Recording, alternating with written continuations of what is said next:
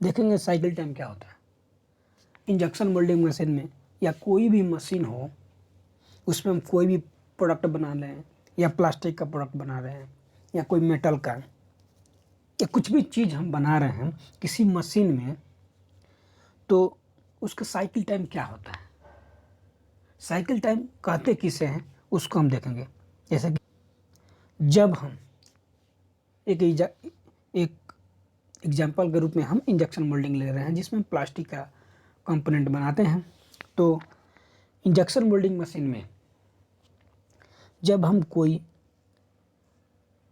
Plastic का component बना रहे हैं तो उसमें मटेरियल को हम रख के हीट करके इंजेक्शन कराते हैं।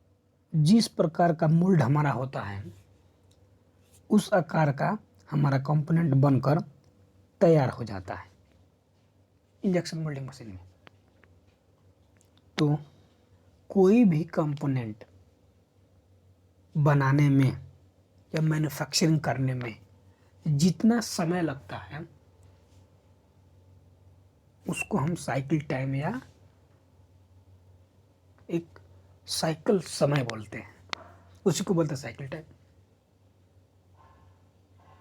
मतलब कोई भी कंपोनेंट हम बना रहे हैं इंजेक्शन मोल्डिंग मशीन में, तो उसको उस कंपोनेंट को बनने में जितना समय लगता है उसको हम साइकिल टाइम बोलते हैं।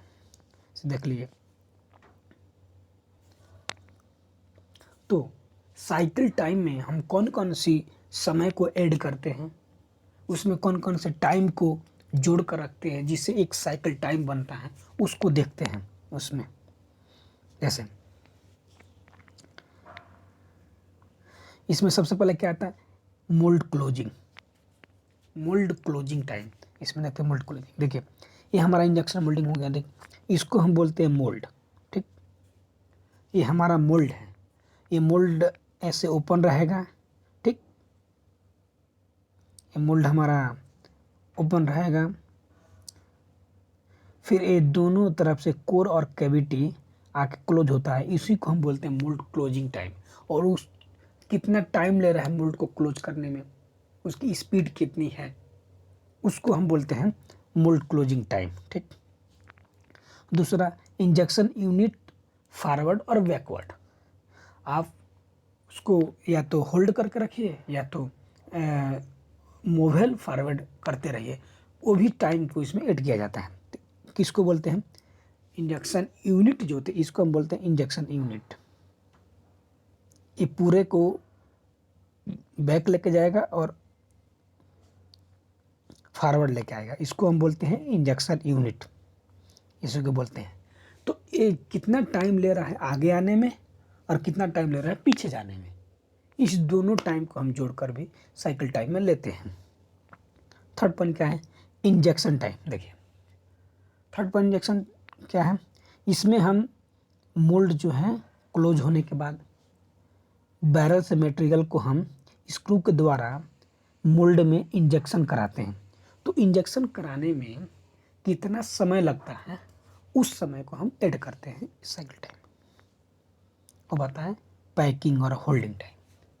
अब इंजेक्शन होने के बाद उसकी पैकिंग होती है और होल्ड करके रखते हैं ताकि मोल्ड का जो शेप हो उसमें पूरी तरह से उस कंपोनेंट भर जाए। प्लास्टिक का जो मटेरियल होता है वो पूरी तरह उस मोल्ड के शेप में आ जाए, होल्ड करके रखता है। तो इन पैकिंग और होल्डिंग टाइम इसको भी हम ऐड करके रखते हैं उसमें।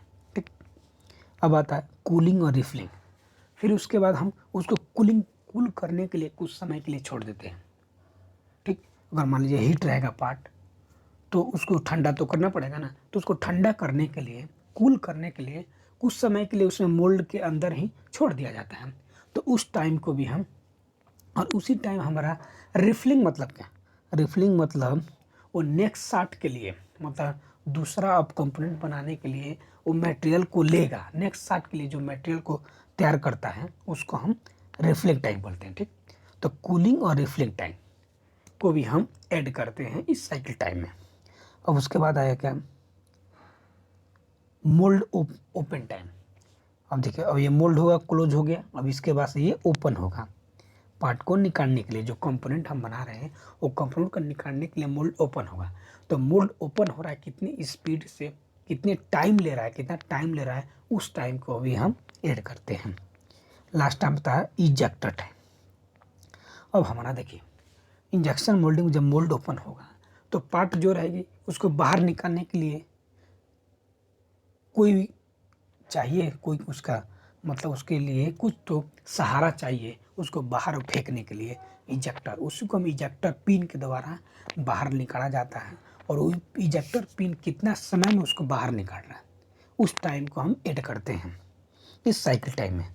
तो क्या क्या आता है हमारा, mould closing time, injection unit forward या backward time, injection time, packing and holding time, cooling and refilling time, mould opening time और इजेक्टर टाइम।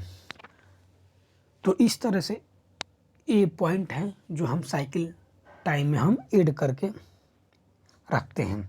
इसमें इस साइकिल टाइम में हम इसको ऐड करके रखते हैं, मतलब एक कंपोनेंट को बनाने में जितना समय लगता है उसको हम साइकिल टाइम कहते हैं।